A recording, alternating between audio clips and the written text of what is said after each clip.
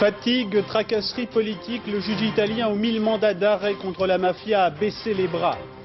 20 km de plage à New York interdits aux baigneurs, des déchets médicaux les ont transformés en dépotoirs.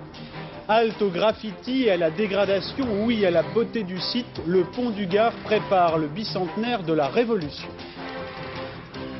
Madame, monsieur, bonsoir. À la une ce soir, un homme de 49 ans, né à Palerme et qui dit des hommes de la mafia « J'ai appris à penser comme eux ». Le juge Giovanni Falcone, le plus connu et le plus menacé des juges qui luttent en Italie contre la mafia, est notamment à l'origine du procès de Palerme où plus de 450 mafieux et plusieurs parrains ont été condamnés à de lourdes peines. Aujourd'hui, Falcone renonce et demande son transfert. Il estime qu'il est désormais dans une impasse et que l'instruction des procès contre la mafia est entravé. Bref, Falcone n'a plus les moyens de sa lutte. Patrice Velay. Trop de risques, trop de suspicions sur son travail aussi. Toujours entre voitures blindées et garde du corps, le juge Giovanni Falcone se révolte avec 8 de ses collègues. Il veut avoir les mains libres, libres de défendre ses méthodes de travail mises en cause. Falcone, l'homme à abattre, le patron des juges antimafia de Palerme. Les confessions de Tommaso Buccetti, repenti célèbre, c'est lui. Le maxi-procès de Palerme, 1 an et demi d'audience, 19 condamnations à perpétuité, c'est encore lui. Une vie dévouée à une cause, faire chanceler l'honorable société. Pensez-vous qu'un jour, nous verrons la fin de la mafia? Je crois que nous ne la verrons ni vous ni moi. Vous vous sentez en danger? Ce métier est normalement dangereux. Il n'aura jamais sa retraite et il ne peut pas faire marche arrière, c'est impossible. Il va mourir. Il va mourir, il a cette certitude. Non, mais on sent bien qu'il a cette certitude. Il sait très bien que quand la mafia veut avoir la peau d'un juge, de toute manière, elle l'aura. Mais aujourd'hui, en Sicile, Giovanni Falcone n'a plus les moyens de mener son combat. À la tête des juges antimafia, un vieux magistrat sans envergure. Falcone lui-même ne traite plus les dossiers chauds comme un désaveu. Et puis la mafia s'est renouvelée, toujours les mêmes complicités politiques, mais une organisation différente. Les enquêtes sont au point mort, les dossiers en suspens. Soutien indirect et tardif à Giovanni Falcone, une lettre du chef de l'État italien cette semaine. Au responsable de la justice de son pays, il a demandé « La lutte contre la mafia est-elle bien ce qu'elle devrait être ?» Exception faite d'un bouchon de 23 km près de Bordeaux, la route des vacances a été plutôt tranquille aujourd'hui. Mais demain 1er août est affiché jour rouge. Évitez donc si vous le pouvez de partir avant 18h.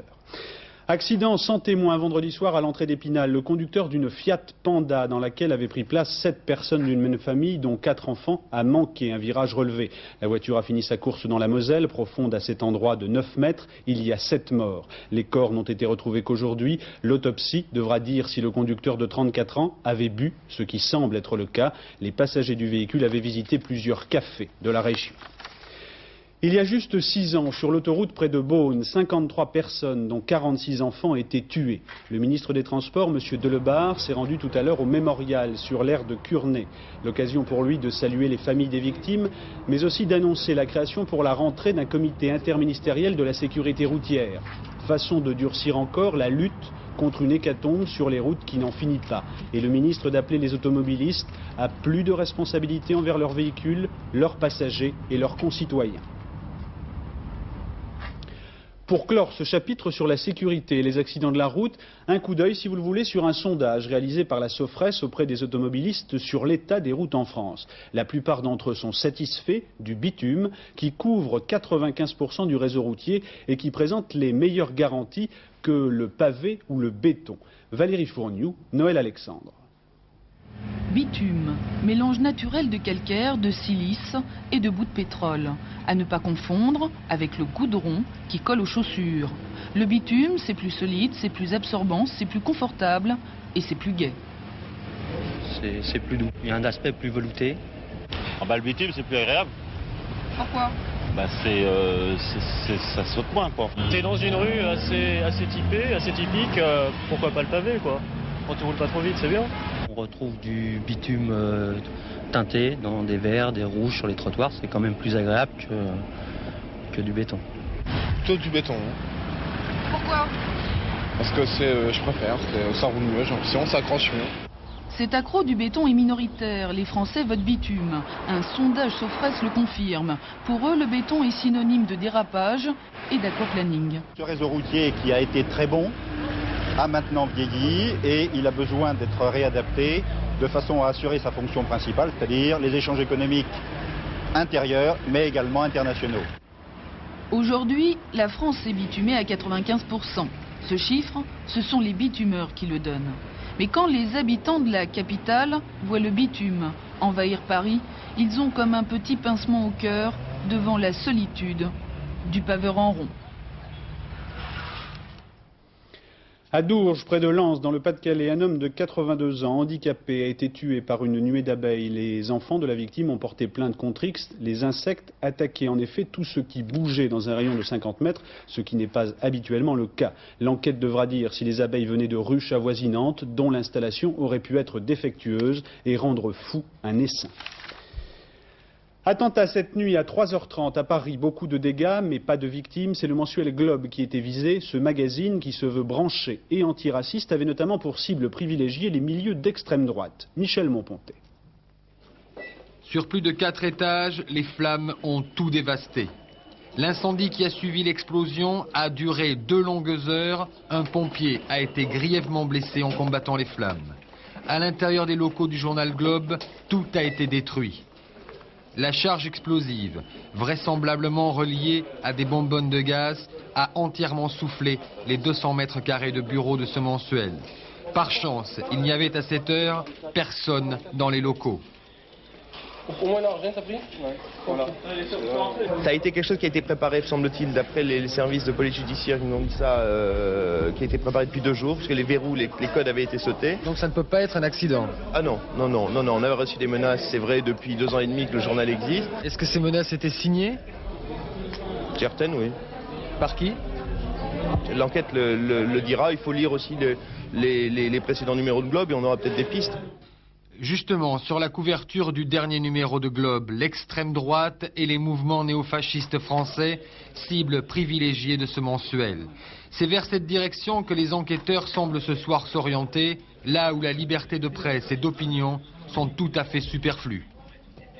Jack Lang a condamné ce soir la violence et l'intolérance dont Globe est victime.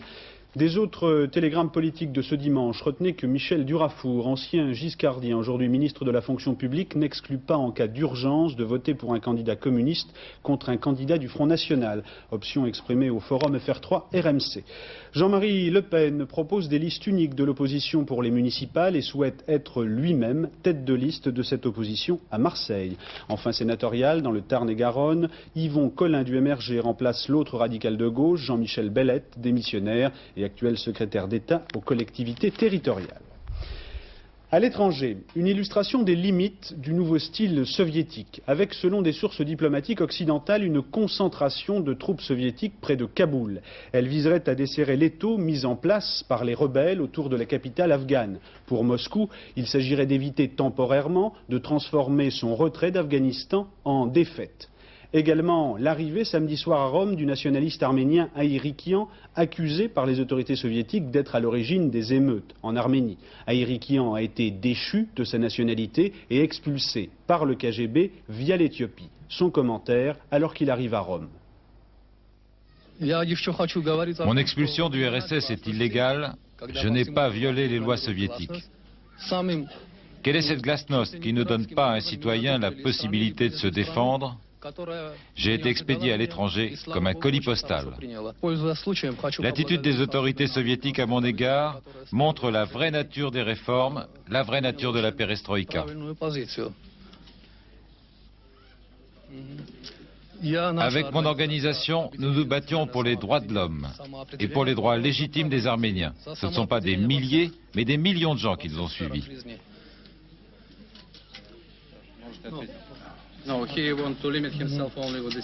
Monsieur est fatigué après. À partir d'aujourd'hui, je vais tout faire pour retourner dans mon pays dès que possible. Aïrikian qui devrait prochainement retrouver sa famille, qui devrait le rejoindre, pourrait également venir en France.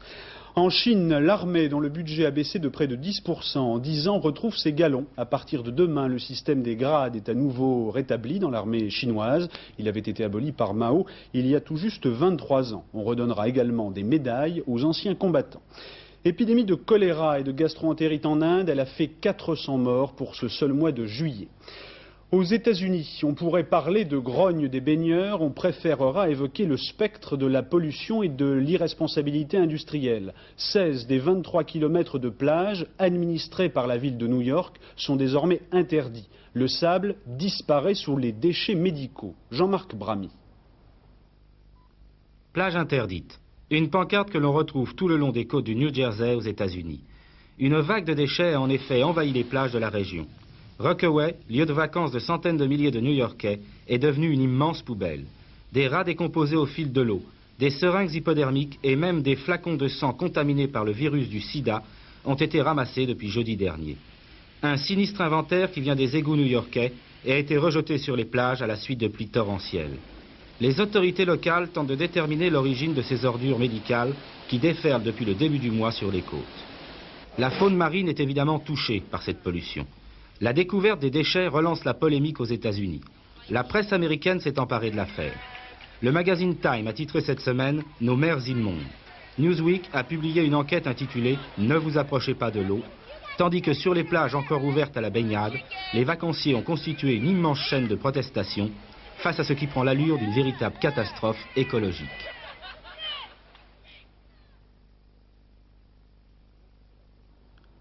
Les plages de New York donc.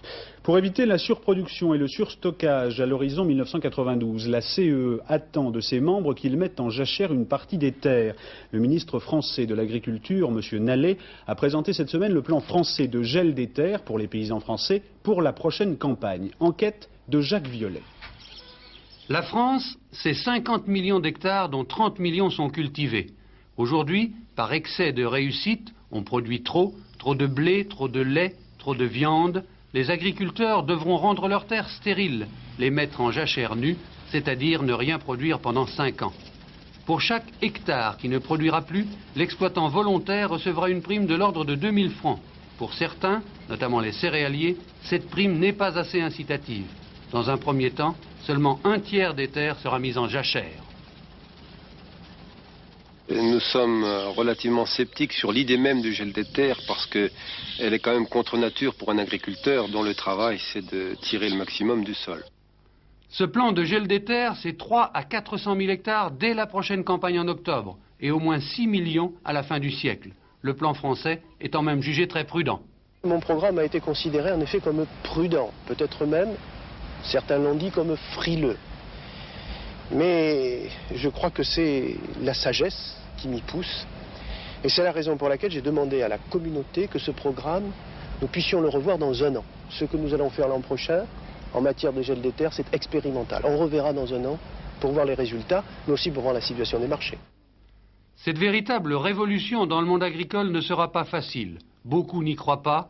Les vieux, les anciens disent d'ailleurs qu'une terre qui retrouve ses cultures après s'être reposée quelques années produit encore plus. 1992, ce sera aussi, vous le voyez derrière moi, Mickey, donc l'ouverture à Marne-la-Vallée de l'Euro Disneyland. Demain matin, premier coup de pioche du gros des travaux sur ce chantier qui sera le plus grand de France et qui coûtera initialement 17 milliards de francs. Sur place, les expropriations sont achevées, les indemnités versées, tout est prêt ou presque. Ève Mété, François Landesman. Toute la journée, Pierre Bourdeau et son fils se sont relayés aux commandes de leur moissonneuse-batteuse. Ils auraient bien aimé attendre encore. Le blé, selon eux, n'est pas suffisamment mûr. Mais il y avait urgence. Les travaux d'Euro Disneyland commencent demain matin. On est venu nous dire que les travaux allaient commencer dans ce champ-là, dans le champ à côté. C'est pour ça qu'on récolte avant que les machines ne rentrent dedans, puisque ça ne sert à rien de laisser perdre. Qu'est-ce que vous pensez, vous, du projet d'Euro Disneyland? Projet d'Euro Disneyland, en tant qu'agriculteur, je ne peux pas vraiment être pour. Vous avez été indemnisé correctement? Indemnisé, on n'est jamais indemnisé correctement. Hein? Il y a certaines pertes matérielles qui peuvent s'évaluer plus ou moins bien. Mais les pertes morales, ça ne s'évalue pas. Pierre Bourdeau ne veut pas dire combien il a touché pour quitter ses 200 hectares de Chessy. Ici même, en 1992, s'élèvera le cœur d'Euro Disneyland, le royaume magique de Mickey et de ses comparses. Un château, un golf de 18 trous, 5000 chambres d'hôtel, des bureaux, des commerces, pour 17 milliards de francs d'investissement. Mais ce n'est pas tout. Dans une deuxième vague de travaux qui s'échelonneront sur 30 ans, 1500 hectares supplémentaires seront aménagés. 18 000 chambres d'hôtel de plus, un parc aquatique, un centre commercial et 700 000 mètres carrés de bureaux. Ce soir, Pierre Bourdeau et son fils viennent juste de finir leur moisson. Détruire le pyralène, le liquide de refroidissement des transformateurs électriques, qu'il y en a 100 000 en France et de nouvelles installations sont interdites depuis 1987. Ce produit toxique, quand il brûle, on l'a vu à Reims en 1985, doit donc aujourd'hui être détruit, ce qui ne va pas sans difficulté quand il s'agit de choisir un site. José Blanc-Lapierre, Didier Dahan. Sans en avoir l'air, le village d'Izeau, près de Grenoble, est en émoi. À Izeau, nous allons devenir la poubelle de l'Europe. Moi, je crains que ça se passe comme à Céveso. La majorité des habitants s'élève contre le projet d'une usine de recyclage des transformateurs au pyralène, un liquide de refroidissement, produit miracle en 1950, aujourd'hui dangereux. Il n'est pas biodégradable et pourrait dégager de la dioxine en cas d'incendie. En 1987, toute nouvelle installation contenant du pyralène est interdite, selon une directive européenne. Depuis, les appareils existants sont contrôlés et soumis à de nouvelles normes de sécurité. Mais que faire de ceux qui vont être remplacés? Là est la nouveauté. Les transformateurs doivent être nettoyés de toute trace de pyralène dans une usine de décontamination, celle qui devrait être construite à Izeau. Le pyralène récupéré est acheminé vers l'usine de Saint-Vulbas pour être brûlé à 1200 degrés sans pollution. Le comité de défense d'Izeau a peur. L'usine serait installée au-dessus de la nappe phréatique, là où le terrain est particulièrement poreux. Mais le conseil municipal a accepté le projet. Pour calmer les esprits, les spécialistes expliquent qu'il est sans danger. Ils en ont peur parce qu'ils n'en ont jamais vu, ils n'ont jamais touché. Par contre, ceux qui sont dans l'industrie électrique depuis les années 50, ils sont étonnés parce qu'ils connaissent bien le pyralène, ils l'ont côtoyé tous les jours. Et ils disent finalement... je ne comprends pas toutes ces mesures draconiennes qui sont prises.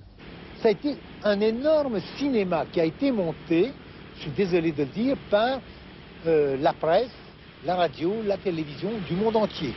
Vous avez tous été immergés là-dedans, vous y croyez comme moi, auditeur et lecteur, j'y croyais.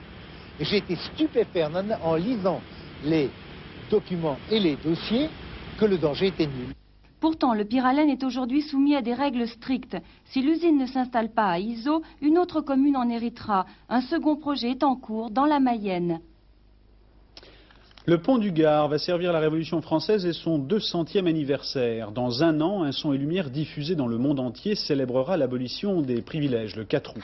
Les recettes du spectacle serviront notamment à aménager un écomusée et à protéger ce pont du Gard, parfois abîmé par un trop grand afflux de touristes. Mais sur place, ce projet, géré par le Conseil général, est déjà la cause de polémiques. Jean Pézieux.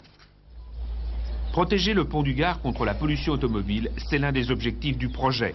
La route qui longe l'aqueduc sera donc réservée aux piétons. On éloignera les parkings des abords du pont ainsi que les commerces. Réinstallation près des routes d'accès où seront créés 2 centres d'accueil. Une grotte préhistorique pourra être ouverte aux visiteurs après travaux. Elle sert actuellement de dépôt à une buvette. C'est un miracle, dit-on ici, qu'aucun incendie n'ait éclaté dans ces sous-bois à l'abandon. On les nettoiera donc et on implantera un jardin romain au bord du fleuve. Fin des baignades sauvages, des plages seront aménagées. Autre choix pour les baigneurs, des thermes. Un écomusée romain est prévu alliant loisirs et culture. Mais les adversaires du projet accusent. Vous profanez le site. Je réponds qu'on défend le site, car je crois qu'aujourd'hui le pont du Gard était laissé à l'abandon. On entrait en voiture et en autocar sur le pont du Gard. Je pose une question. Rentre-t-on sur l'acropole à Athènes avec des poids lourds et des véhicules automobiles?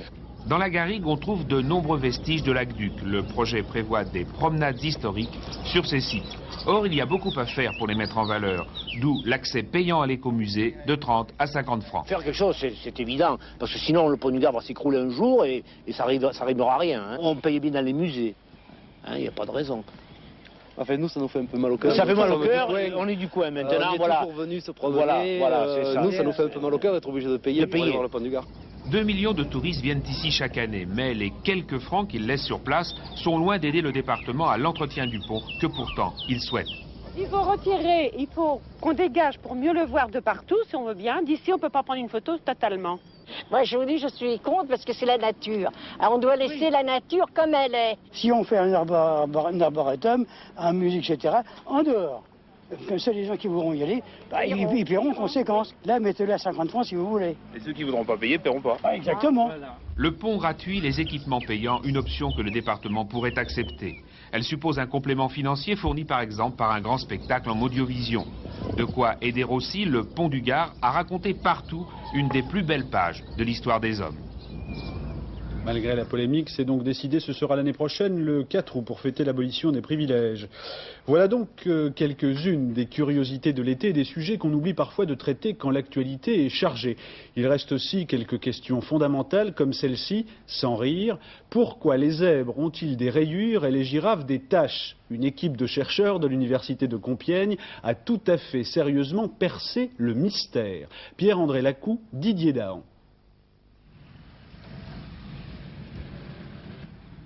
Pas d'autre choix possible pour le zèbre. À lui, les rayures. Quant aux taches, elles sont réservées à la girafe. La science vient en effet de trouver pourquoi l'inverse n'est pas possible. Un seul et même mécanisme biologique, qui a été recréé en laboratoire, permet d'expliquer la création de ces formes. Au départ, il y a production par l'organisme de mélanine, la substance qui donne à la peau sa couleur, noire ou brune par exemple chez l'animal, pâle ou bronzé chez l'homme. Ensuite, toute une série de paramètres impose une répartition très précise sur la peau. Entre deux animaux, la température du corps, la quantité de mélanine et d'autres facteurs vont varier. Et ce sont ces variations simulées ici sur ordinateur qui font que dans un cas on a des taches et dans l'autre des rayures. La règle voudrait par exemple qu'un petit animal n'ait qu'une seule tache dans son pelage. Un plus gros sera au contraire parsemé de toute une série de motifs différents. Cette règle subit bien sûr des exceptions en fonction de tous les autres paramètres. Intérêt de tous ces travaux, ils permettent de comprendre que les formes de la nature ne sont pas du tout le fait du hasard. Et les résultats peuvent être utilisés dans des domaines qui se servent de la création de formes. Évidemment, cela a des implications dans le domaine de la morphogenèse biologique, mais aussi il ne faut pas perdre de vue que ça a un intérêt pour le design industriel et peut-être même pour l'apparition de formes et la création de formes dans l'activité artistique. Des formes dont la beauté naturelle ne peut pas de toute façon être expliquée par la science. Eh oui. La Vouivre, c'est du Marcel Aimé. Marcel Aimé déjà adapté au cinéma, notamment avec le Passe-Muraille. Cette fois, Marcel Aimé est revisité par George Wilson, l'acteur de théâtre qui signe ainsi son premier long-métrage en France. Et Wilson a toutes les qualités de la direction d'acteur. Jean-Marc Bramy, Daniel Lévy. Tu l'as vu? Oui. La Vouivre? Oui. La nuit? Non, plein jour. Allez, tendez-nous. Plein jour? Oui.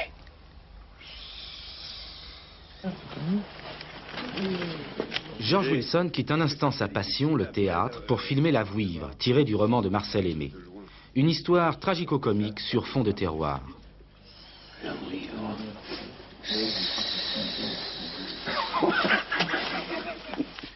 Comme j'ai fait l'adaptation et les dialogues, j'écris pour des acteurs que je connais bien, dont la nature poétique n'a pas à jouer. Elle est poétique déjà. Non, allez-moi plus de toi. Bon sang ne saurait mentir. L'acteur qu'il n'a jamais cessé d'être perce derrière le metteur en scène. George Wilson aime échanger, suggérer, aider les comédiens, ses compagnons de toujours. J'écris beaucoup et ensuite j'ai fait répéter le texte et puis ensuite je coupe la moitié du texte. Mais l'acteur doit jouer ce qui était écrit, c'est-à-dire le non-dit. Des comédiens, ici Suzanne Flon, qui répondent parfaitement à son attente. Concentration. Moteur. Action. Eh ben, qu'est-ce que t'attends? Entre deux. Puis aussi décontraction. Georges aime énormément la simplicité, d'abord dans la mise en scène et aussi dans le jeu. Il veut pas des parasites dans le jeu, des choses. Donc on travaille beaucoup Sur la simplicité, sur l'intensité et sur la pureté finalement dans le jeu. Pureté, simplicité, servie par des acteurs, mais aussi par des lumières et des cadrages d'une grande sobriété. La Vouivre, une histoire de passion cachée derrière ces personnages figés. Belle photo de famille de Daniel Lévy. Ce film La Vouivre de George Wilson sortira dans 5 mois aux alentours de Noël. Le sport, l'Autrichien Thomas Muster, grâce à une impressionnante frappe de balle, a battu tout à l'heure en finale du Grand Prix de Bordeaux le Nabisco Ronald Agenor, 1h et 6-3, 6-3, 1h et 30 minutes je pense même, 6-3, 6-3. Avec Muster, le tennis semble avoir trouvé un nouveau cogneur, Anne Mourgue. Première victoire dans un tournoi du Grand Prix pour Thomas Muster. L'Autrichien est 24e joueur mondial en 90 minutes. Il expédie sa finale contre Ronald Agenor, classé 7 places derrière lui. Un match de cogneur.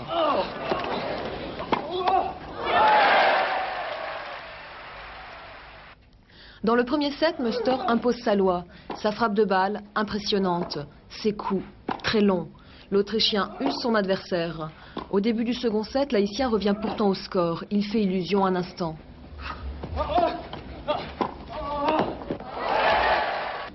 Au fil des jeux, Muster accentue de nouveau sa pression. Il empêche son adversaire de développer son jeu, frappe toujours plus fort, toujours plus juste. Jeu, set et match. À 21 ans, Muster mérite plus que jamais son surnom, Musclor. Muster, il nous vient d'Autriche. Le tiercé, la combinaison gagnante 3-4-7. Elle rapporte 6 720 francs dans l'ordre. Dans un ordre différent, 1 344 francs. Cela pour 5 francs. Le quartet plus, combinaison gagnante 3-4-7-16. Dans l'ordre, cette combinaison rapporte 33 388 francs et 80 centimes. Toujours pour 6 francs, mais dans un ordre différent, elle rapportera 2 812 francs et 80 centimes. Le trio, 368 francs 40. C'est juste. Fin de ce journal. Dans un instant, vous retrouvez José Blanc-Lapierre pour la météo. C'est toujours beau demain. À 22h05, Philippe Gassot pour la dernière édition du journal. Demain matin, Télématin dès 6h45. Je vous retrouve pour ma part samedi prochain. Excellente soirée à tous.